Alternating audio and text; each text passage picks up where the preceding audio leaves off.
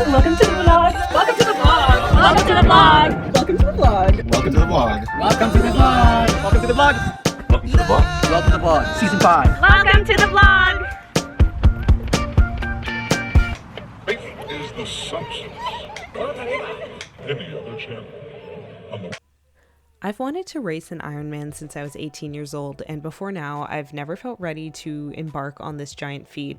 There was always too much going on, and I really wasn't progressing enough in my fitness to make this goal feel realistic. Now, there is still too much going on, but I finally feel ready to make it to the finish line after getting a bit more into running and cycling in the past 5 years.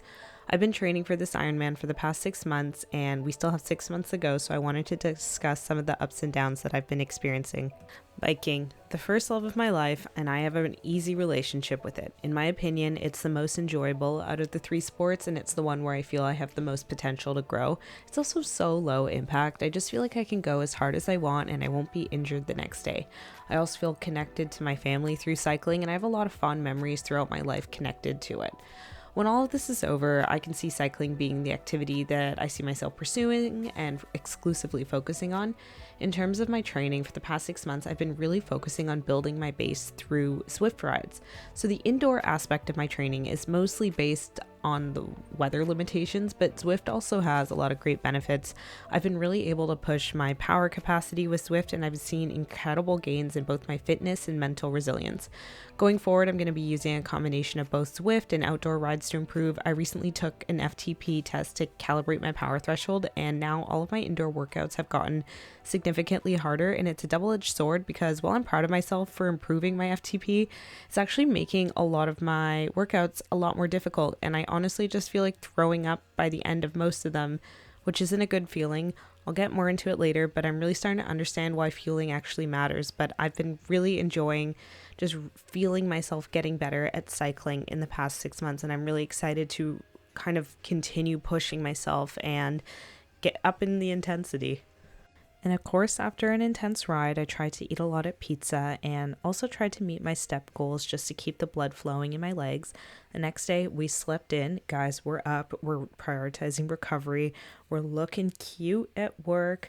I had a really good day. I had a little lunch and I got a matcha with Courtney, and we also saw the most sweet, angelic trio of dogs. Overall, I just had a good day at work. It wasn't too busy, just got to put my head down and complete my tasks. I have a toxic relationship with running. It's an unrequited love. I love running, but running does not love me. It fuels my perfectionism and exercise addiction more than any other sport, and it always injures me. Somehow, I still love it. Running was the first sport where I felt like I could clear my head, and it was also the sport which helped me learn how to follow a training plan. It taught me to believe in myself. When I was training for my first marathon, I looked ahead at the 16 weeks of marathon training I had ahead of me, and I really didn't know if I could do it. Every day I woke up and proved to myself that I could. I ran a further distance every week and showed up for myself every day. While this is really empowering, and finishing the marathon was one of the proudest moments of my life, I think there was a lot of toxic aspects of running for me. I have an extremely high expectation for myself, and I made myself run more than what my body could take. Last year, I really wanted to push myself in training for a half marathon, and when my legs began to hurt, I made myself run, and I said, I don't have time for an injury. Something that could have been an easy 4 weeks off of running if I had taken it seriously resulted in a year of painful tendinopathy and no running, ultimately stunting my running journey. But you know what? I like to say that I've learned from it, and I've gotten a lot of skills from physio to be able to try and prevent future injuries, and I've only started running more seriously again starting this February, but things have been feeling really good, and I've learned how to take it slower and easier on my body, and I'm a bit more strict about when I can run. On this day, I felt like I had a very successful run. My goal was to be able to do 25 kilometers, and I just told myself, just go slow, do not speed, no matter what, no matter how good you feel at the beginning or any point, like, do not speed. I tried to eat some of the gummies that I packed, but it just didn't end up working, and I didn't force myself to do it. Sorry, maybe I'll try next time. But you know what, guys? We made it to 25 kilometers, and I was incredibly proud of myself. I also am being a little bit competitive. My friends in Australia are going on these long runs too, so every time they send me their distance, I'm like, I gotta beat it. I gotta go. So they had sent me 23.5. I had to do 25. Anyways, Turner and I hung out that evening. We got a nice big bowl of poke and also a DQ Blizzard. So I was fueled. Unfortunately, I could not sleep. There was just too much adrenaline in my body. I had intended on swimming. That was my swim bag there, but I hadn't slept all night. So I was like, you know what, Saffron? We aren't going to swim in the morning. We are going to let ourselves relax and just start work and you'll be fine. Do not swim. And that was the right choice for me, even though I was feeling a little bit frustrated about it. I think that it's important to prioritize rest sometimes. Molly came over to pick up some stuff and then I just headed off to the office to work for a little bit. Often when I tell people I'm doing an Ironman, they tell me I could never do the swim. And maybe this is rooted on complete arrogance from my behalf, but the swim is actually the part of the race that I'm least worried about. The arrogance is kind of rooted in the fact that I am by no means a swimmer, but I was lucky enough to be enrolled in swimming as a child, so I know how to swim and I feel comfortable in the water. I just haven't really competed in anything or swam for exercise until last August. I'm not crazy about swimming, but I also have zero anxiety about it. I feel really good in the water and I actually like the training. Being in the water, I feel really present in the current moment, and honestly the most frustrating part of swimming is the effort of getting in the pool and having wet chlorinated hair afterwards. I know I shouldn't downplay the significance of a 3.8 kilometer swim in an Ironman race, but I just feel like I can do it, and I'm training to get there and to have a good time on the race day. I've done some open water swimming here in Vancouver and also a little bit in Australia, and it was really fun. Like, I just have a very positive relationship with swimming, even though I'm not totally obsessed with it. My goal going forward is to essentially do 2 swims a week, one of them a little shorter, one of them a little bit longer, and then as we ease a bit more into summer, I'll probably have to start doing some more open water swimming, which we'll conquer that when we get there. So I've covered the 3 sports for triathlon, but when you really listen to most triathletes talk about their experience, they will somewhat jokingly say that fueling is the 4th sport. In order to really succeed in an ultra-endurance event like the Ironman, you need to fuel your body to give it the energy to complete each leg of the race. Pragmatically, I know this to be the case, but emotionally, I have a bit of a complicated relationship with fueling.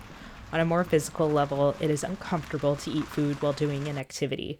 I find after a couple of hours of eating Cliff Bars or gels, my stomach becomes like a brick and I feel awful. But honestly, I can work through physical discomfort. The part for me that is more challenging is the emotional relationship that I have with food. I think I have always tried to undereat and underfuel with the goal of being smaller.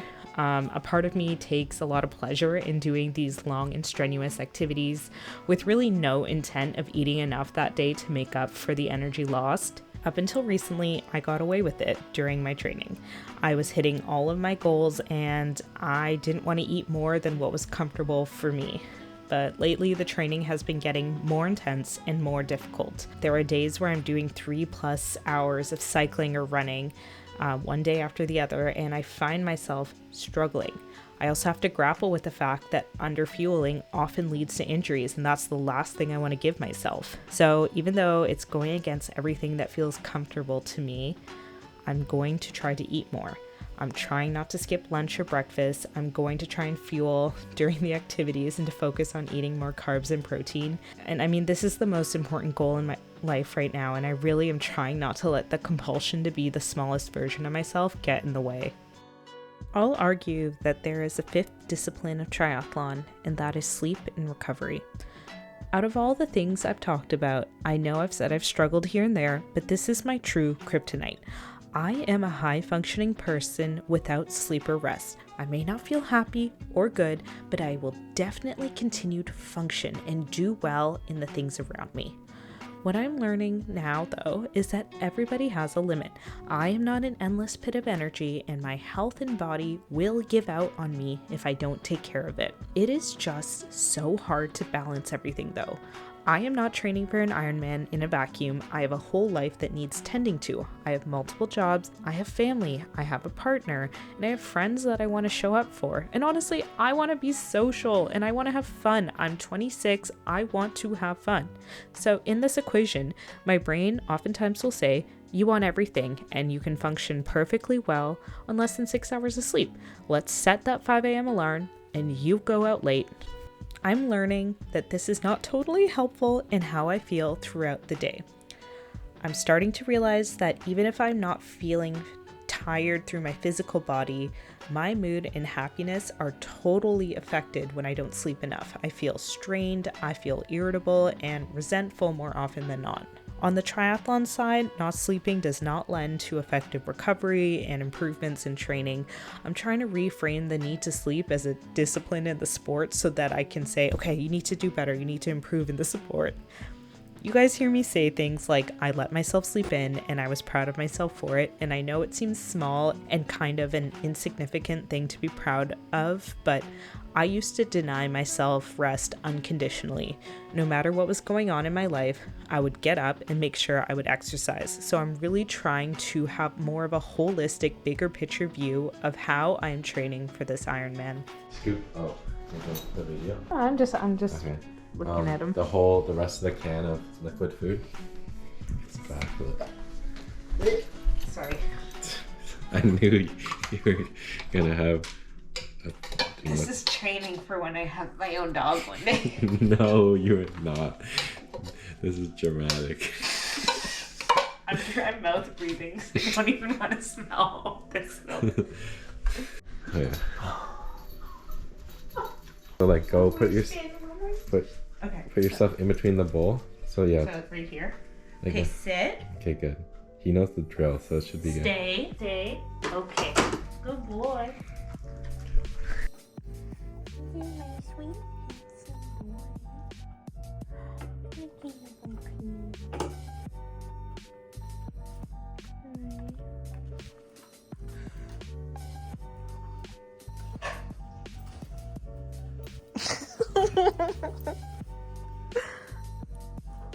Are we going to walk? You know that word? Walk? As you can see, I am quite enamored by Hank, but it's not for no reason. First of all, he's fucking adorable, obviously, but second, if you know me, you know that I have been obsessed with corgis my entire life, and I have finally manifested a corgi to be a part of my family. Like, are we kidding? This is the cutest dog ever, and I'm so lucky to have him in my life now. So now whenever I go over to Turner's, everything revolves around him. I'm just so obsessed. So we just relaxed in the evening, and of course had to witness Hank get fed in the morning, and he is so cute and adorable. And I really enjoyed Sunday because I just got to have more of a chill day. In terms of training, Sundays right now are usually a bit easier since I go so hard on Saturday. So Turner and I just went on a quick 3-kilometer walk, and then he ended up driving me home, which was really thoughtful. We had a little quick breakfast together. I had a macaron, which was quite mid, unfortunately, but a really good matcha, and then it was time for me to go on a bike ride. I had intended to do about 50 kilometers, but I hadn't charged my bike properly and the gears died out, so I ended up only doing 35, which isn't bad. No need for the mic right now. I'm just doing it because I'm bored, but I have a meeting with AutoChart in like 30 minutes and it's scheduled to be a 2-hour call. Is this what I want to do right now? No, but we thug it out. It's important. Like, I don't know. I am just really looking forward to being able to relax for the rest of the weekend. Honestly, this weekend felt a little bit too short, and if I'm being honest, I felt like quite well rested and in a good state of mind for the past little bit. I think I've been back from vacation for like 2-3 weeks, which it has been fine. Like, honestly, I've been doing good, but then I'm starting to get that feeling again of fear that things are going to get really busy and difficult again, and obviously that's not a good feeling. I don't want to perpetuate that, so I guess I just have to be mindful about it when I'm planning my week, and hopefully I can not overbook myself and just stay on top of my tasks, stay on top of everything, and not procrastinate too much. I was fueling a little bit, had the meeting, that went well. Silk and I got hot pot together, which was a really nice way to end Sunday. Had some ice cream, went for a 10-kilometer walk. What more could you ask for? Hello, I'm just ending it off right now. I feel like this week of training and just the week in general went really well.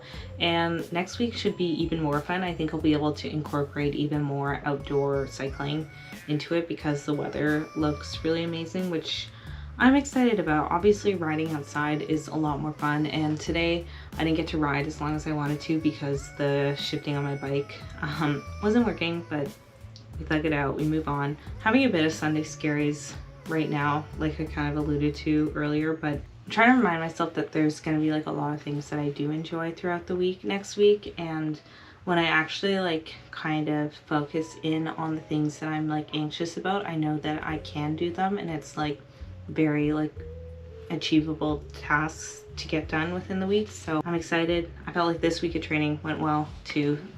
I'm really excited for the Ironman. I know like I talk about my relationship to exercise and rest, recovery, and eating in this episode, and a lot of it isn't positive in the sense where like I do think that I have issues and I'm not perfect about how I approach things, but I am really trying, and I really do love endurance sports. Like I feel so happy while I'm doing them. There's a bit of pain to it. It's a bit of type 2 fun, but I love doing it. It's what I love to do.